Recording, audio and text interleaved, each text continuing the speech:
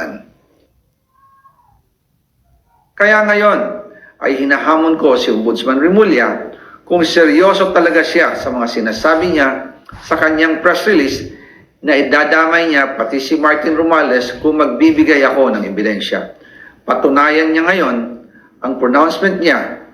Imbestigahan niya ang fraternity Brad at ang kanyang kaibigan na si Speaker Martin Romualdez kung talagang tutupad siya sa tungkulin niya. Imbestigahan din niya si President Bongbong Marcos. Sabi nga ni BBM nung SONA, let's do it right at mahiya naman kayo, hindi po ba? Nananawagan din po ako sa Senado na imbestigahan ang 100 billion insertion ni Presidente. Alam ko po na hindi gagawin ni Ombudsman Remulla ang hamon ko.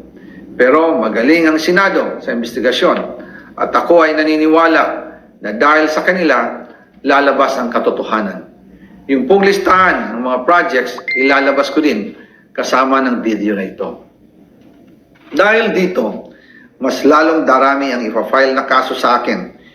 Ginagamit ng administrasyon ang buong resources ng bansa para tumahimik ako, para masira ang aking kredibilidad.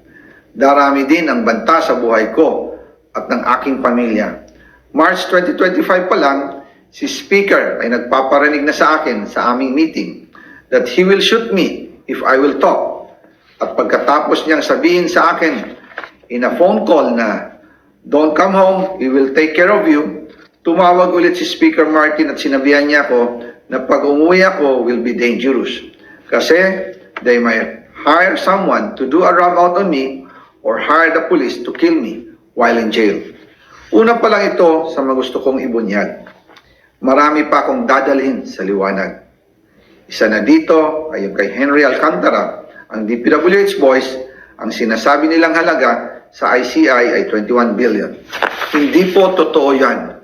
Ang totoong numero ay 56 billion pesos at yung pong halaga na yan ay kay Pangulong Bongbong Marcos at Martin Romualdez na punta lahat.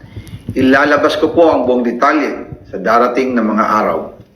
Kaunting pasensya pa po. Sana po ay hindi nila ako mapatay bago ko mailabas ang lahat.